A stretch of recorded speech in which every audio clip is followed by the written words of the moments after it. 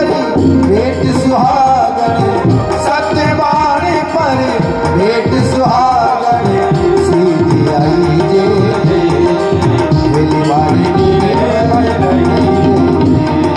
दिली मारी निर्भर, दिली मारी निर्भर।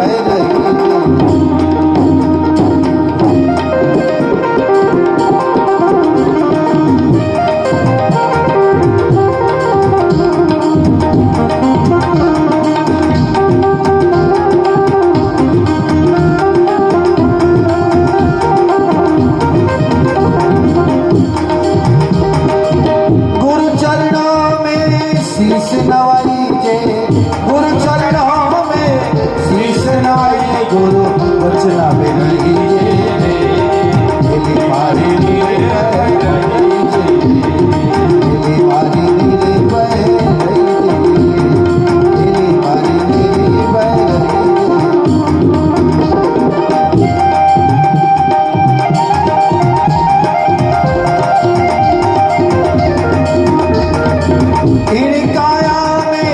अष्टकमल है काया में, अष्टकमल जार निगाह हराई जे दिली मारी निर्भर,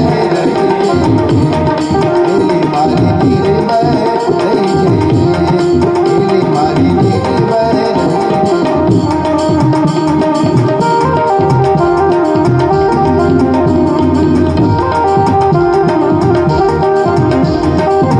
सत्संगत में भेट सुहागन, सत्संगत में भेट सुहागन, साच मई जे दिली मारी निर्भर,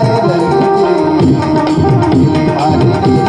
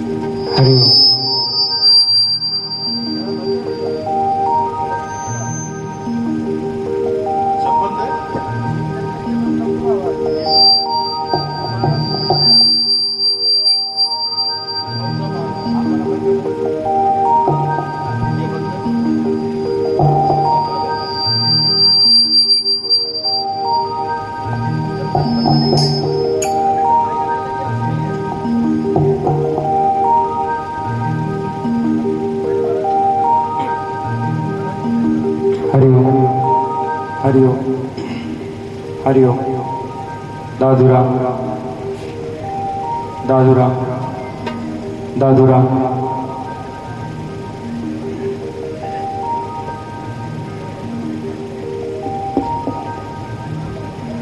दादूराम सत्यराम, दादूराम दादूराम दादूराम दादूराम।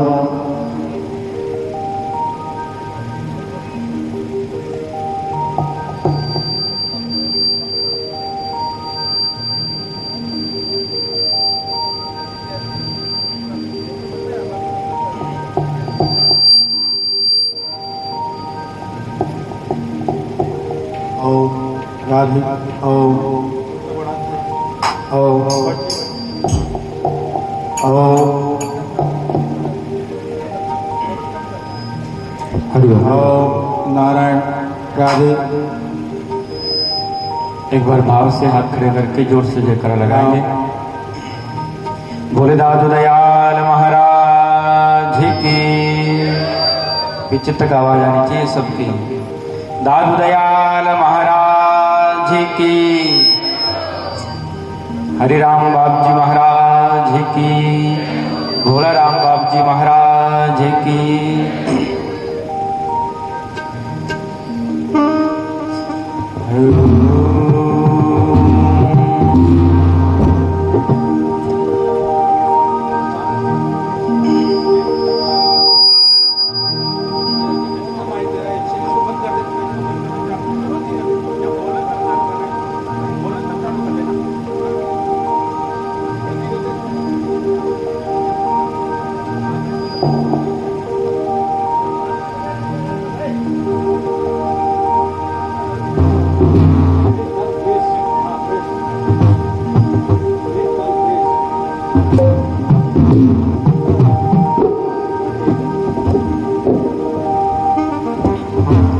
सद्गुरुदेव भगवान की।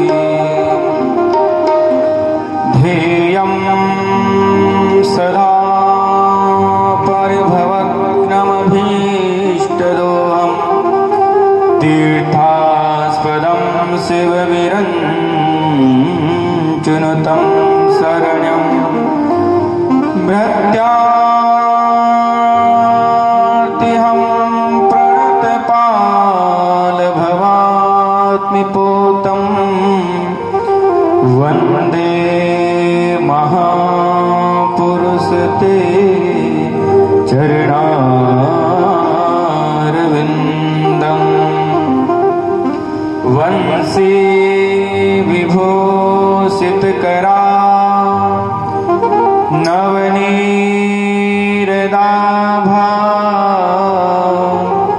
पीताम्बरादरुणबिम्बफलाधरोष्टा पूर्णेन्दुसुन्दरमुखादरविन्दनेत्रा कृष्णात् परं किमपि तत्त्वमहं न जाने। भागवत भगवान की।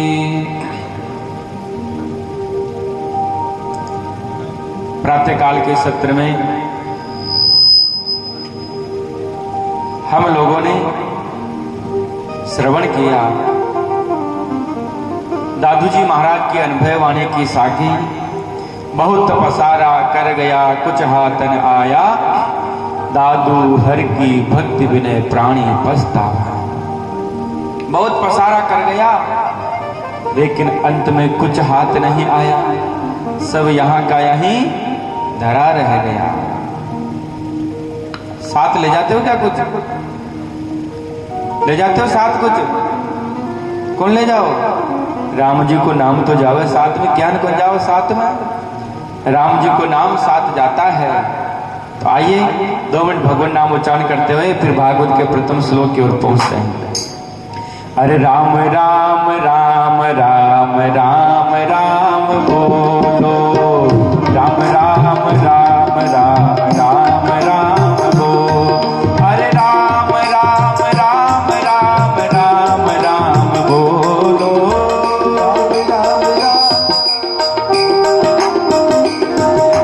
राम राम राम राम राम राम बोलो, राम राम राम राम राम बोलो। जन्म सफल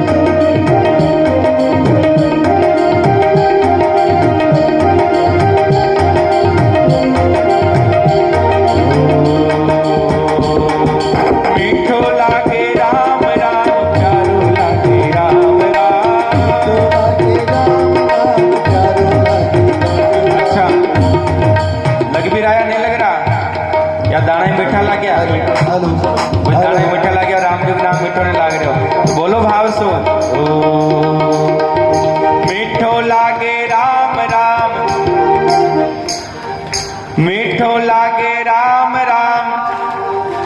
सबकी आवाज कौन आ रही? मैं बोलू को ना, थाने भी बोल लो बीच बीच में। अरे मीठो लागे राम राम, प्यारो लागे राम राम। मीठो लागे राम नाम, प्यारो लागे दादू राम। अरे आछो लागे दादू राम, चोखो लागे सत्य राम। आछो लागे दादू राम, चोखो लागे सत्य राम। गट में तो राम जी आविर मारा भाईड़ा, आविर मारा भाईड़ा। राम राम बोलो रे, बोलो रे बोलो, राम राम बोलो रे, बोलो रे बोलो, राम राम बोलो। राम राम राम राम राम राम बोलो, बोलो। अरे दादू राम बोलो भाया, सत्य राम बोलो। दादू राम बोलो भाया, सत्य राम बोलो। दादू राम बोलो भाया, सत्य राम बोलो।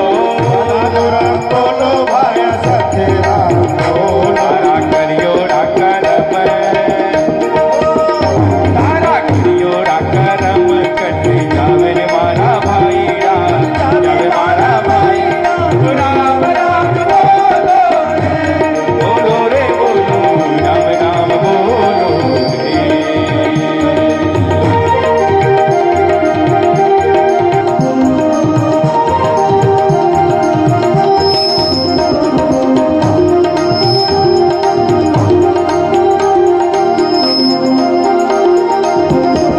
बोलो रे बोलो, राम राम बोलो रे, बोलो रे बोलो, राम राम बोलो रे। हेलो, दादू दयाल महाराज की जय हो।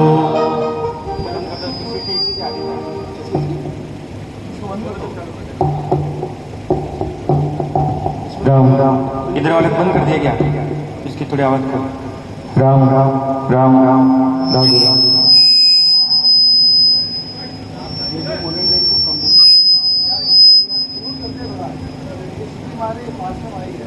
कम रखो थोड़ी आवाज। हरि बोल।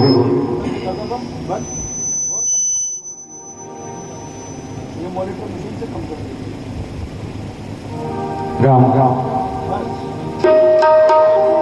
दादू दयाल महाराज की। बहुत पसारा कर गया, कुछ हाथ न आया। दादू हर की भक्ति बने प्राणी पछतावा। तो आइए भागवत की ओर चलते हैं। भागवत में 4 अक्षर है।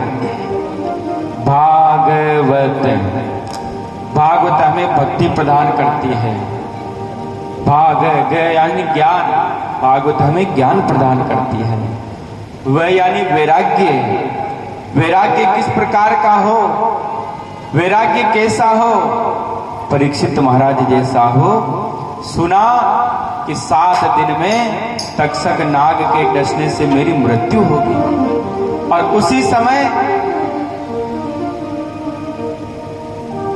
शिष्यों के द्वारा समाचार मिलता है कि मुझे 7 दिन में मरना है। और उसी समय घर परिवार वालों के पास भी नहीं गए परीक्षित महाराज, और सुना कि मुझे 7 दिन में तक्षक नाग डसेगा। प्रसन्न हो गए परीक्षित महाराज, नाचने लगे और कहने लगे कि संसार का मैं पहला ऐसा व्यक्ति हूं जो दावे के साथ कह सकता हूं कि मैं 7 दिन पहले नहीं मरूंगा, 7 दिन बाद ही मेरी मृत्यु होगी। और हमको और आपको भी 7 दिन में ही मरना है। सोम मंगल बुध गुरु शुक्र शनि रवि, इनके अलावा कोई मरो तो मुझे बता देना, मुझे भी।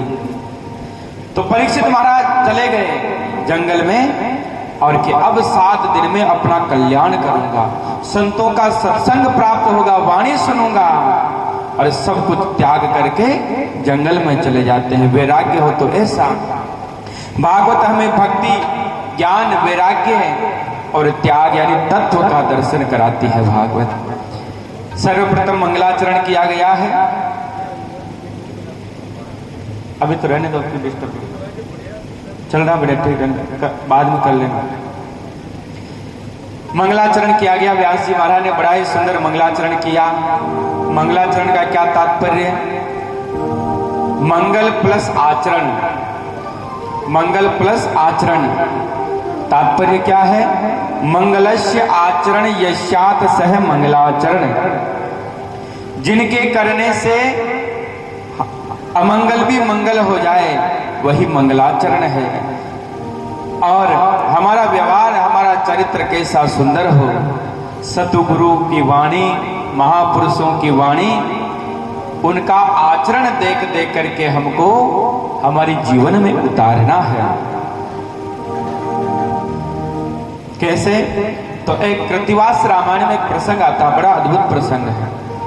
कृतिवास रामायण में एक बड़ा अद्भुत प्रसंग आता है। जब भगवान राम वन यात्रा प्रारंभ कर रहे थे, वन में जा रहे थे, आगे आगे भगवान राम, बीच में जानकी सीता मैया और पीछे लक्ष्मण जी महाराज। एक दिन मां जानकी और भगवान राम बैठे हुए थे। तो आज दोनों में, भगवान राम में और सीता जी में हास प्रयास होने लगा। मां जानकी कहती है कि हे प्रभु, आपके चरणों से ज्यादा सुंदर मेरे चरण है। बड़ा अद्भुत रहस्य इस कथा का। और भगवान राम कहते हैं कि देवी नहीं, आपके चरणों से ज्यादा चरण मेरे सुंदर है। दोनों निर्णय नहीं कर पा रहे हैं। तभी वहां लक्ष्मण जी महाराज पानी लेने के लिए गए हुए थे। लक्ष्मण जी महाराज का आगमन होता है। लक्ष्मण जी महाराज ने देखा कि दोनों भगवान राम और मां के बीच में कुछ हास्य विनोद हो रहा है। भगवान राम कह रहे मेरे चरण सुंदर, और लक्ष्मी जी सीता मैया कह रही कि मेरे चरण सुंदर है। भगवान राम ने कहा लक्ष्मण, तुम सही समय पर आए हो, आप ही बताओ कि हमारे दोनों में से किसके चरण अधिक श्रेष्ठ हैं।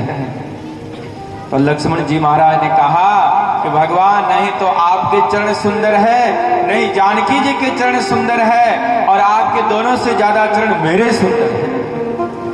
भगवान राम ने, जानकी ने देखा कि हमारे दोनों के बीच में तुम कहां से आ गए बीच में, बात तो हमारे दोनों की थी, तुम कहां से आ गए बीच में। अच्छा, भगवान राम ने कहा कि अब ये भी बता दो कैसे हैं। तो लक्ष्मण जी महाराज कहते हैं प्रभु, इस वन में चलने से आगे आगे आप चलते हो, तो आगे आगे आप चलते हो तो रास्ते में जितने भी कांटे होते हैं वो सब कांटे आपके चरणों में चुभते हैं। आपके चरणों में चुभने से आपके पैरों में रक्त प्रवाहित हो रहा है, इसलिए आपके चरण सुंदर नहीं है। आपके पीछे जानकी मां चलती है, कोई कांटा बच जाए तो वो जानकी के पैरों में लगते हैं। तो कम कांटे लगने से आपके भगवान राम के चरणों से ज्यादा चरण सुंदर जानकी के हैं। और राम भगवान, मैं सबके पीछे चलता हूँ, और सबके पीछे चलने से सबसे ज्यादा कांटे आपके लगते हैं भगवान प्रभु के, फिर बीच में मां जानकी के, और कोई एक दो कांटे बच जाए तो वो मेरे चरणों में लग जाता है, इसलिए दोनों के चरणों से ज्यादा चरण मेरे सुंदर हैं। अब लक्ष्मण जी ने ये तो कह दिया। अब लक्ष्मण जी ने कहा कि आप बताओ हमारे दोनों में से किसके चरण सुंदर है? जानकी के। लेकिन यहाँ पर फिर लक्ष्मण जी और मां जानकी ने कहा प्रभु, हमारे चरण तभी सुंदर है जब आपका आचरण पवित्र होगा, तभी हमारे चरण सुंदर हो सकते हैं। अगर आपका आचरण पवित्र नहीं है तो हमारे चरण सुंदर नहीं हो सकते हैं। तो महाराज, कहने का मतलब भगवान राम का पीछे पीछे चलने से उनके चरण सुंदर हुए। इसलिए सज्जनों, अगर हम भी गुरु महाराज के द्वारा बताए हुए मार्ग पर चले, संतों के बताए हुई वाणियों के मार्ग के पीछे चले, तो हमारा भी जीवन सुंदर हो सकता है, हमारा भी जीवन पवित्र हो सकता है। तो आइए, बिना किसी भूमिका के आप कुछ, क्योंकि भागवत की कथा तो भागवत में भी थोड़ा बहुत हम श्रवण करें। प्रथम श्लोक में व्यास जी महाराज ने बड़ा ही अद्भुत मंगलाचरण किया है, और किसका नमन वंदन किया है? सच्चिदानंद रूपाय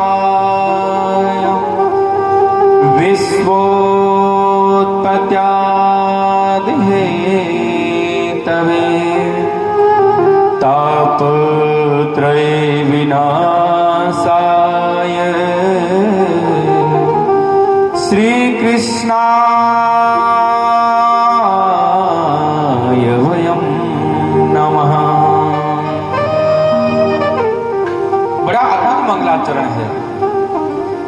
विद्वानों ने इसकी अलग अलग प्रकार से व्याख्या की है। और यहाँ पर सत्य को वंदन किया गया है। और जब कल की प्रारंभ की कथा में हम सुनेंगे तो वहां पर परम सत्य को वंदन किया गया है।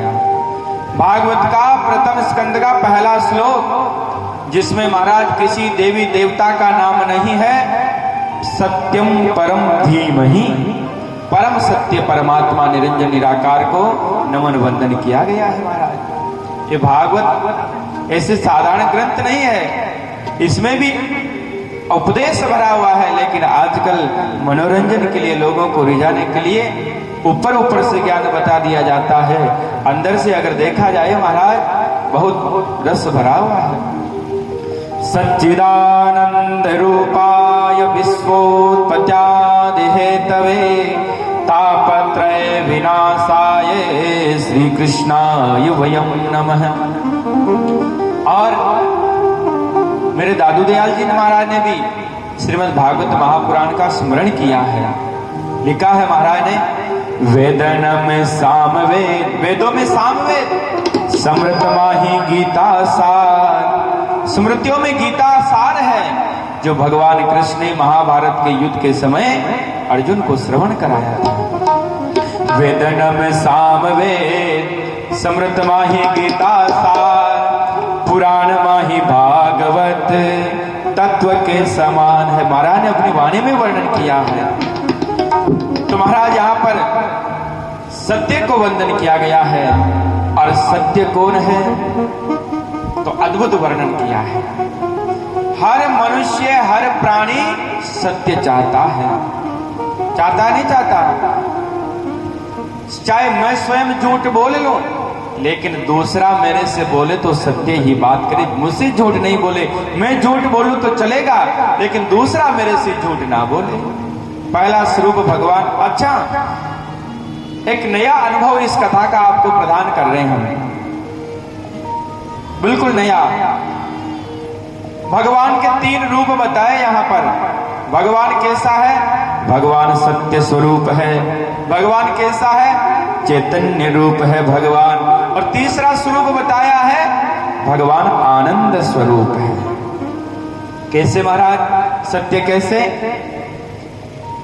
आप विचार करिए, चोर होते हैं, 4-5 समूह में चोरी करने के लिए निकलते हैं और चोरी करने के लिए चले जाते हैं। और चोरी करने के बाद में आकर के एक ठिकाना होता है उनका, वहां पर बैठ करके वो धन का बंटवारा करते हैं। जब धन का बंटवारा करते महाराज, अब चोरी करके आ गए, वो आकर के बैठ गए। अब वो चोर चोरी की है, लेकिन महाराज जब वो बैठते हैं तो वो सब आपस में एक दूसरे से यही कहेंगे कि देखो भैया, जितना जिसके भाग में आया है वो सब सत्यता से बंटवारा कर लो। सत्यता से बंटवारा कर लो। कोई झूठ वूठ नहीं बोलेगा, कोई किसी के ज्यादा कम नहीं जाएगा। सत्यता से जिसके जितना बंटवारा आए वैसा ही बंटवारा कर लो। महाराज कल्पना कीजिए आप, एक चोर चोरी करने के लिए जाता है और वो कह रहा है कि देखो, सत्यता से जिसके जो कुछ भाग में आया उसका बंटवारा कर लो। क्या कारण है? क्योंकि महाराज भगवान का पहला स्वरूप है सत्य। और हर जीवधारी प्राणी के अंदर, प्राणी मात्र के अंदर मेरे परमात्मा का नित्य निवास है। भगवान का स्वरूप सत्य है, इसलिए हर व्यक्ति सत्य चाहता है कि मैं झूठ बोलूं तो चलेगा, लेकिन कोई मुझसे झूठ ना बोले। मैं सत्यता चाहता हूं। क्यों? क्योंकि परमात्मा का प्रथम स्वरूप भगवान सत्य स्वरूप है। और वो भगवान और कहीं नहीं, हमारे घट में विराजमान है। हमारे घट में विराजमान है।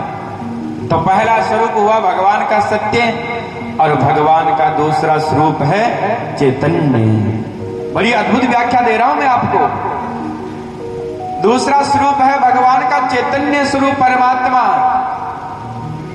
अच्छा बताइए, हमारा संबंध किससे है? शरीर से हमारा संबंध है। तो यहां पर बता रहे हैं महापुरुष, सच्चिदानंद रूपाय, दूसरा स्वरूप चैतन्य। और ये परमात्मा कौन है? ये भी हमारे घट में ही विराजमान है। एक बार एक महात्मा गुजर रहे थे। अब महात्मा गुजर रहे थे, एक घर के बाहर काफी लोग इकट्ठे हो रखे हैं और रुदन कर रहे हैं। महात्मा ने सोचा कि यहाँ पर एकत्रित भीड़ क्यों हो रही है और ये रोने का कारण क्या है। संत महापुरुष कहते हैं सज्जनों कि आंख से अगर एक आंसू भी आए तो परमात्मा की याद में आए, गोविंद की याद में आए। संसार वालों के लिए क्या रोना है। अरे संसार वालों को आप आज प्रसन्न करोगे, कल प्रसन्न होए या नहीं होए कोई गारंटी नहीं। अगर एक बार आपने रोकर के उस परमात्मा को पुकार लिया, उस परमात्मा का भजन करते करते आंख से एक आंसू भी निकल गया तो समझ लेना गोविंद की कृपा होने लगी है, ठाकुर की कृपा होने लगी है, परमात्मा की कृपा होने लगी है। तो संत गए, देखा कि रो क्यों रहे हैं। संत गए, संत ने पूछा कि अरे भाई रो क्यों रहे हो। तो एक बेटा बोलता है जिसकी बाप की मृत्यु हो गई, वो कहता है महाराज मेरे पिताजी चले गए। बड़ी अद्भुत व्याख्या, महाराज मेरे पिताजी चले गए। तेरे पिताजी चले गए, कहां चले गए। कलकत्ता बंबई मद्रास कहां गए। कि महाराज यहां नहीं गए, वहां चले गए जहां जाने के बाद कोई वापस नहीं आता है। अच्छा कैसे दिखते थे तेरे पिताजी। कि महाराज लंबा सारा हट्टा कट्टा शरीर था, बढ़िया आंखें थी, बड़ा सुंदर चेहरा था, दमकता हुआ बड़ा हष्ट-पुष्ट शरीर था, काले घुंघराले बाल थे। संत ने देखा कि सामने पड़े जो ही है क्या तेरे पिता। तो बोले हाँ महाराज यही मेरे पिता है। तो तेरे पिता तो यहीं पड़े, तो क्यों रो रहा है। यही तो है तेरे पिताजी। अरे कहाँ चले गए, ये तो यहीं लेट रहे हैं, कहीं गए नहीं, क्यों रो रहा। तो बेटा कहता है महाराज ये नहीं, इनके अंदर वाला चला गया, इनके अंदर वाला चला गया। तो महाराज ये जीव इस शरीर के लिए नहीं रोता है। अरे शरीर के लिए रोता तो शरीर तो पड़ा रहता है, क्यों अपने ही जाकर के उस शरीर को जला करके आते हैं। अगर शरीर से प्रेम होता तो क्यों अपने जाकर के उसको जला करके आते हैं। तो कहने का भाव हमारा संबंध शरीर से नहीं है, हमारा संबंध तो हमारे अंदर बैठे हुए चैतन्य स्वरूप परम पिता परमात्मा से हमारा संबंध है, गोविंद परमात्मा से हमारा संबंध है। जिस दिन से वो परमात्मा चैतन्य स्वरूप जब से शरीर को छोड़ करके चला जाएगा, उस दिन से महाराज ये शरीर मिट्टी हो जाएगा, किसी काम का नहीं है। और ये परमात्मा चैतन्य स्वरूप बन करके इस शरीर में ही विद्यमान है, हमारे अंदर ही महाराज विद्यमान है। साथी है मित्र गंग के जल बिंदु के पान तक, अर्धांगनी चलेगी केवल घर के मकान तक। बेटा भी हक निभाएगा तो केवल अग्नि दाग तक, इससे तो आगे भजन ही भजन है, भजन ही भजन है। क्या है इसके आगे। साथी है मित्र गंग के जल बिंदु के पान तक, परिवार के सब लोग चलेंगे शमशान तक। बेटा भी हक निभाएगा तो केवल अग्नि दाग तक, और इससे आगे फिर भजन ही भजन है। बेटा महाराज 12 दिन तक रोलेगा, अग्नि दाग तक महाराज घर की अपनी जो पत्नी है वो केवल घर के मकान तक साथ जाती है, बेटा अग्नि दाग तक साथ देता है। इसलिए महाराज जाता है वो परमात्मा का नाम सज्जनों, इसलिए जीवन मिला है। ये किस लिए मिला है। ये सुंदर मनुष्य जन्म आपको प्राप्त हुआ है, अनमोल जीवन है, ये अनमोल तेरा जीवन यूं ही गंवा रहा है। इसलिए मेरे दादू दयाल जी महाराज कहते हैं महाराज जीवन जा रहा है क्या करें। तो मेरे दादू दयाल की वाणी कहती है कि श्वास श्वास संभालता एक दिन मिली है आय, सुमिरन पेंडा सहज का मारे सतगुरु दीना बता। श्वास श्वास पर श्वास आ रही है, श्वास जा रही है, प्रत्येक श्वास पर उस परमात्मा का चिंतन कर लो, उस परमात्मा का भजन कर लो सजनों, जीवन सुधर जाएगा, जीवन का कल्याण हो जाएगा। ये बार बार महापुरुषों की वाणियां इस जीव को सावधान करती, सचेत करती है, लेकिन ये जीव बहुत दिन से सोया हुआ रहता है, जगता नहीं। बहुत दिनों से यह हंसला सोया हुआ है। कोई महापुरुष, कोई सदगुरु आकर के इस जीव को महाराज जगा दे तो कोई बात बन जाए, जगा दे तो कोई बात बन जाए, नहीं तो सब महाराज ऐसे ही जीवन व्यर्थ चला जा रहा है, जीवन व्यर्थ चला जा रहा है। संतों ने बड़ा सुंदर भाव दिया है।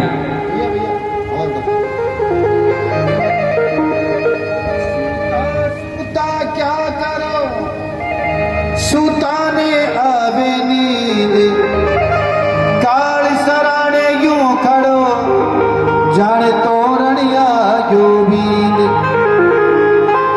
हट जावे रण नींद पापड़ी मने साहेब ने रटवा दे, कई दिना का पाप कियोड़ा आज भजन सु कटवा दे। ये घना रे दिन सो गयो रे ए मुसाफिर, जाग सके नर जाग, घना दिन सो गयो रे ए मनवा, जाग सके नर जाग।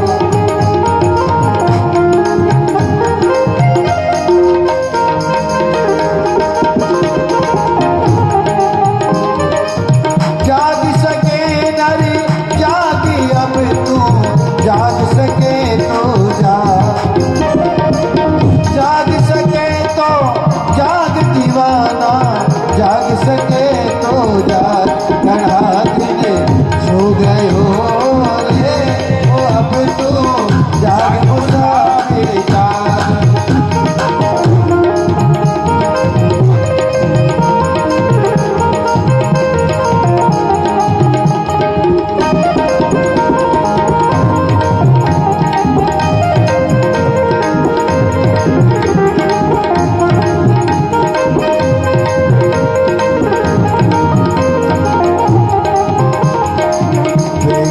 सोयो मात गर्भ में उल्टे पाव पसा, पहला सोयो मात गर्भ में उल्टे पाव पसा, पहला सोयो मात गर्भ में उल्टा पाव पसा।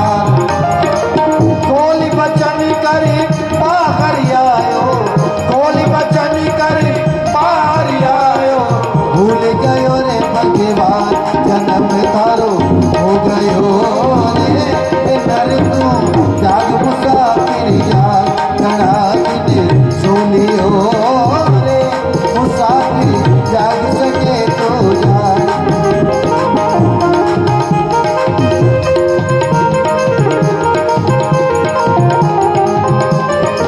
जाग दीवाना जाग, अब तू सोयो तारो भाग, जाग मुसाफिर जाग, अब तू जाग मुसाफिर जाग।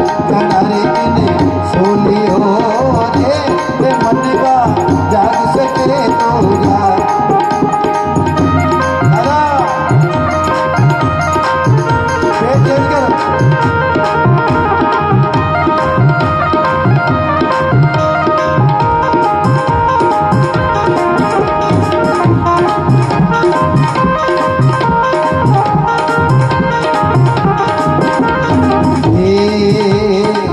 दूजा सोयो मात गोदी में बैन लगावे तारा लाल, दूजा सोयो मात गोदी में बुआ लगावे लाल, बेड़ भुआ तारा लाड लगावे, बेड़ भुआ तारा लाड लगावे, गावे मंगला चार लाड चलो हो रहे हो रे मुसाफिर, जाग सके तो जाग।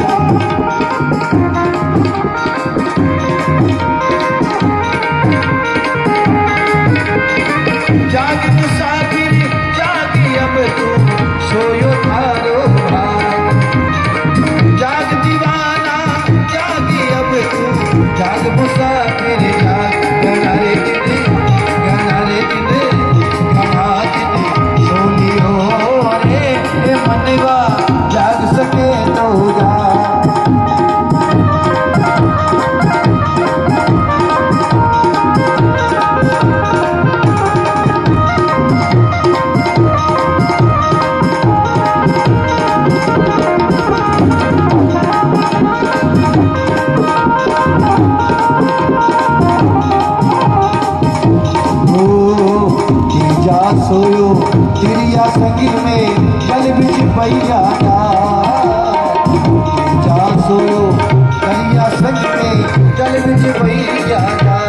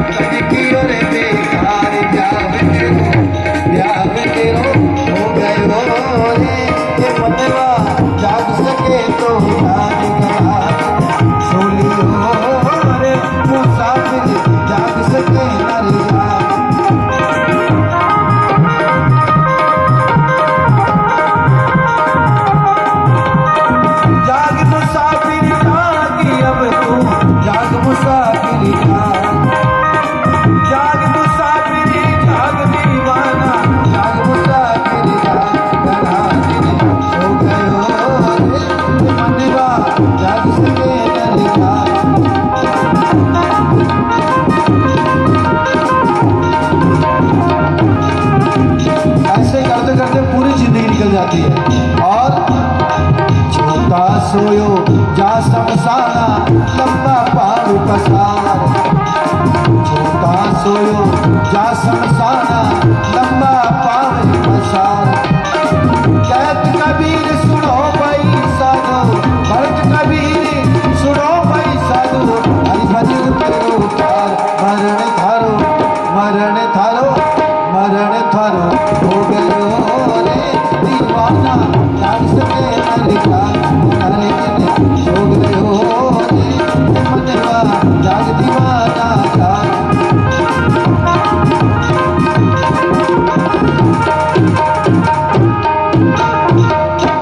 बोलो भक्तर भगवान की दादू दयाल महाराज की। हेलो तो महाराज कौन है वो परमात्मा का दूसरा स्वरूप? चैतन्य स्वरूप है।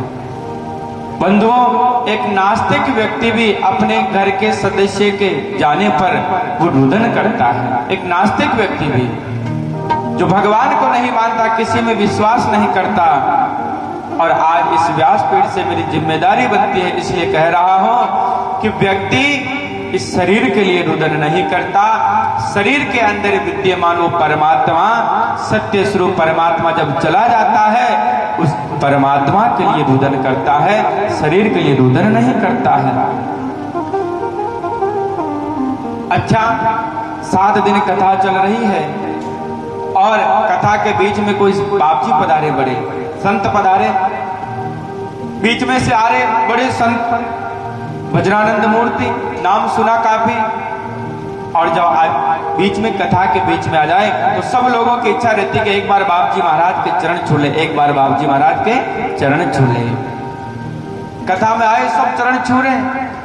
अब महाराज कल उन संत के प्राण निकल जाते हैं, परमात्मा के धाम को वो चले जाते हैं। तो आप उनके अंतिम संस्कार, दाह संस्कार में जाते हो और जाने के बाद आकर के वापस पहले घर में घुसने से पहले आप स्नान करोगे। क्यों भाई? कल तक आप जिन संत के चरणों को छू रहे थे और आज उन संत को छुआ भी नहीं, साथ में जाने से क्या आप अपवित्र हो गए?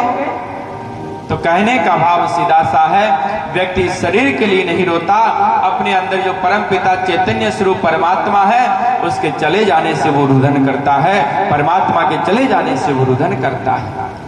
पहला स्वरूप भगवान का सत्य, दूसरा चैतन्य और तीसरा स्वरूप है परमात्मा का आनंद स्वरूप है महाराज, सच्चिदानंद रूपाय। तीसरा स्वरूप आनंद है। और ये आनंद कौन सा है महाराज? ये आनंद भी हमारे अंदर विद्यमान परमपिता परमात्मा, जब कथा सुनते सुनते कोई प्रसंग ऐसा आ जाए, आंखों में आंसू आ जाए, मन प्रफुल्लित हो जाए, समझ लेना अंदर ठाकुर जी प्रकट हो गए हैं। लेकिन महाराज क्या करें, आजकल आनंद को लोगों ने बड़ा सस्ता बना दिया है। आनंद को बड़ा सस्ता बना दिया। कैसे? नागौर जाएंगे, कुचामन सिटी, मकराना, डीडवाना, इधर जाएंगे छोटी खाटू और बढ़िया खाया पिया, बढ़िया कोई शादी पार्टी में गए, ओ आज तो बड़ा आनंद आया, कहते हैं नहीं कहते, आज तो बड़ा आनंद आया।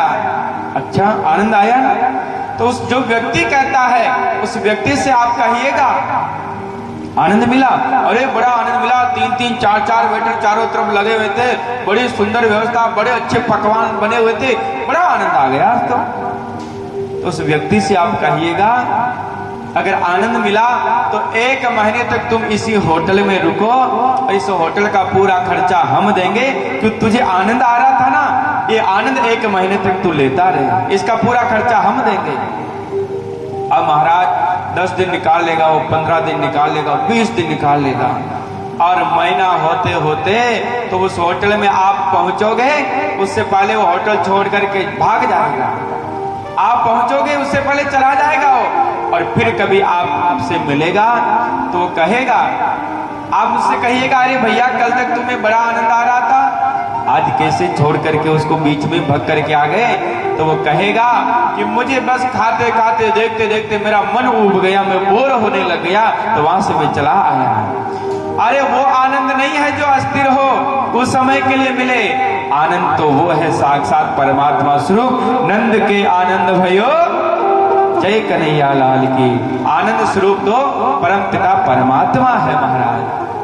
आनंद कथा सुनते सुनते भगवान की याद करते करते आंखों में आंसू आ जाए, और कंपैरिजन बिल्कुल नहीं है, लेकिन सज्जनों सर्दी गर्मी बरसात यहाँ तो फिर भी कूलरों की व्यवस्था है, लेकिन मन को लगने वाली अव्यवस्थाओं के अनुरूप के बाद भी मन को अच्छा लगे, मन प्रफुल्लित हो जाए भगवान की कथा सुनते सुनते, सज्जनों असली आनंद वही तो है, असली आनंद वही है। और ये 3 स्वरूप परमात्मा के बताए, सत्य स्वरूप, चैतन्य स्वरूप, आनंद स्वरूप, और ये तीनों ही हमारे अंदर हृदय में ही महाराज प्रविष्ट है परमात्मा।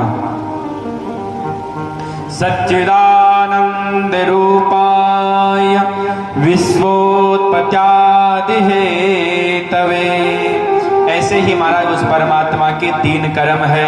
विश्व कौन है? और वो परमात्मा विश्व का पालन संहार सृजन करने वाला है। तापत्रय विनाशाय, 3 ताप आध्यात्मिक, आदि भौतिक, आदि दैविक, तीनों तापों से वो परमात्मा रक्षा करने वाला है। ऐसे परमपिता परमात्मा को हम नमन वंदन करते हैं। श्री कृष्णाय वयम नमः। भागवत के दूसरे श्लोक में श्री सुखदेव जी महाराज को प्रणाम किया है, नमन किया है। यम प्रवजन्तमनुपेतमपेत कृत्ये वेपायनो विरह कातरया जुहाव पुत्रेति तन्मयतया तर्वोऽभिनेदु तं सर्वभूत हृदयं मुनिमानितोऽस्मि। दूसरे श्लोक में श्री सुखदेव जी महाराज को नमन किया है। और सज्जनों, श्री सुखदेव जी महाराज 12 वर्ष मां के गर्भ में रहे। कितने वर्ष? 12 वर्ष तक माता के गर्भ में रहे, बाहर ही नहीं निकले। और भगवान ने जाकर के सुखदेव जी महाराज को जाकर के कहा कि सुखदेव बालक बाहर निकलो, तुम्हारे गर्भ में रहने से माता को कष्ट होता है। सुखदेव भगवान कहते हैं प्रभु बाहर तो आ जाऊंगा, लेकिन जो संसार की ये आपकी ये माया है, ये माया में मुझे हरण कर लेगी, मैं माया में फंस नहीं जाऊं, मुझे माया से बड़ा डर लगता है, इसलिए मैं बाहर नहीं आऊंगा, यहाँ पर बैठ करके आपका भजन कर रहा हूं। ऐसे वितराग चूड़ामणि श्री सुखदेव जी महाराज हुए। भगवान ने आशीर्वाद दिया, नहीं नहीं सुखदेव, मैं आशीर्वाद देता हूं, मैं वचन देता हूं कि मेरी माया तुझे छू भी नहीं सकेगी, मेरी माया तुझे छू नहीं पाएगी। उसके बाद में सुखदेव जी महाराज का प्राकट्य होता है। बोले सुखदेव भगवान की जय हो। सुखदेव जी महाराज का प्राकट्य हुआ और जन्मते ही और सीधे महाराज यम प्रवजन्तमनुपेतमपेत कृत्य, जन्मते ही जंगल में चले जाते हैं। जन्मते ही, जिनका यज्ञोपवीत संस्कार भी नहीं हुआ, कोई भी संस्कार नहीं हुआ, और सीधे जंगल में चले जाते हैं। पीछे से पिताजी व्यास जी महाराज बार बार आवाज लगाते, सुखदेव सुखदेव लौट आओ, सुखदेव लौट आओ, अभी जंगल जाने की उम्र नहीं है। लेकिन महाराज सुखदेव भगवान चले जाते हैं। ऐसे श्री सुखदेव जी महाराज को हम नमन वंदन करते हैं। तीसरे श्लोक में नैमिषारण्य की पवित्र भूमि को नमन किया है, जहां उत्तर प्रदेश में नैमिषारण्य की पवित्र भूमि, जहां पर 88,000 सोनकादिक ऋषि सहस्त्रों वर्ष तक चलने वाले एक यज्ञ का आयोजन किया है। नेमिषे सूतनमिभावद्य महामतिम कृतामृत रसा स्वाद कुशल सोनको ब्रवित। 81,000 ऋषि दिन का समय तो यज्ञ में निकल जाता है, रात्रि का समय परमात्मा में कैसे निकले, इसके लिए विचार कर रहे थे। तभी श्री सूत जी महाराज का आगमन होता है। सूत जी महाराज और सुखदेव महाराज के शिष्य हुए। जब सुखदेव भगवान ने राजा परीक्षित को गंगा के तट पर शुक्रताल में भागवत कथा श्रवण कराई थी, उसी समय श्री सूत जी महाराज ने भी वहीं पर इस कथा को श्रवण किया था। अज्ञान ध्वंद विध्वंस कोटि सूर्य समप्रभ सूताख्यायी कथा सारम मम कर्ण रसायनम इहि घोरे कलो प्रायो जीवश्चा सुरतां गत क्लेशाक्रांतस्य तस्यैव शोधनं किं परायणम्। सोनकादिक ऋषि सूत जी महाराज से कहते हैं कि महाराज आप बड़े अच्छे समय पर आए हैं, आप हमें कोई ऐसी कथा सुनाइए जिस कथा को सुनने से जीव संसार सागर से पार हो जाए। ऐसी दिव्य वाणी आप हमें श्रवण कराइए। तो महाराज आज सूत जी महाराज कहते हैं कि अब हम तुम्हें भगवान की ऐसी कथा सुनाएंगे। महका दे जो ऐसे फूल को चुनना जरूरी है, महका दे जो ऐसे फूल को चुनना जरूरी है, धागे को दिल से प्रेम में बुनना जरूरी है, पाना है यदि कृष्ण के दिव्य प्रेम को तो उसके लिए भागवत कथा सुनना जरूरी है। अब सूत जी महाराज कहते हैं कि अब हम तुम्हें भागवत कथा सुनाएंगे, जिसको सुनकर के जीव जीवन में उतार ले तो भव सागर से पार हो जाता। सोनकादिक ऋषियों ने कहा महाराज जब तो भागवत कथा तो बहुत लोग सुनते हैं। तो महाराज सूत जी महाराज कहते हैं कि ये कथा ऐसे ही नहीं मिलता, ये सत्संग संतों का दर्शन, ये सत्संग महापुरुषों की वाणियां ऐसे नहीं मिलती, सब सहज में मिल जाए। मेरे दादू दयाल जी महाराज के शिष्य हुए श्री सुंदरदास जी महाराज, उन्होंने बड़ा सुंदर एक छंद लिखा है कि तात मिले पुनि मात मिले सुत प्रात मिले युवती सुखदाई, राज मिले गज बाज मिले सब साज मिले मन वंचित पाई, लोक मिले सुर लोक मिले विधि लोक मिले वैकुंठ हो जाई, सुंदर और मिले सब ही सुख संत समागम दुर्लभ भाई, संत समागम दुर्लभ भाई। तात मिले पुनिमात मिले सुत भ्रात मिले युवती सुखदाई, राज मिले गजबाज मिले सब साज मिले मन वंचित पाई, अरे लोक मिले सुर लोक मिले विधि लोक मिले वैकुंठ हो जाए। पर मेरे दादू दयाल जी के शिष्य सुंदरदास जी कहते हैं कि सुंदर और मिले सब ही सुख ये सहज में मिल जाएंगे, लेकिन संत समागम दुर्लभ भाई, संतों का समागम और संतों का दर्शन, संतों की वाणियां ये बड़े सौभाग्य से मिलती है। जन्मांतरे भवेत् पुण्यम तथा भागवतम लभे, अनेक जन्मों के जब पुण्य उदय होते हैं तब जाकर के ये कथा प्राप्त होती है महाराज। और इसका उदाहरण है परीक्षित। जब परीक्षित को मरने का श्राप लगा तो गंगा के तट पर आए, सुखदेव भगवान का भी आगमन हुआ, और जब आगमन हुआ तो वहां पर देवता अमृत लेकर के आ गए। देखो देवता भी संतों की वाणियां सुनने के लिए कितने लालायित रहते हैं। देवता अमृत पान कराने के लिए सुखदेव को अमृत का कटोरा लेकर के आए और सुखदेव से कहा कि सुखदेव भगवान ने परीक्षित से कहा महाराज ये आप हमें परीक्षित को मरने का श्राप है, इसको अमृत पिला दो और आप हमें ये कथा, संतों की कथा वाणियां हमें सुना दो। तो सुखदेव भगवान ने राजा परीक्षित से कहा, परीक्षित कथा सुनोगे, सत्संग सुनोगे या अमृत पियोगे? तो परीक्षित ने कहा, महाराज अमृत पीने के बाद में वो आनंद प्राप्त नहीं होगा जो संत महापुरुषों की वाणियां अनेक अनेक प्रकार से सुनने में। किस संत ने क्या कहा, अरे अमृत पी लिया अमर हो गए, लेकिन संतों की वाणियां सुनने में, सत्संग सुनने में जो आनंद प्राप्त होगा वो अमृत पान करने में नहीं होगा। हरे रामा रामा राम दादू राम राम राम, हरे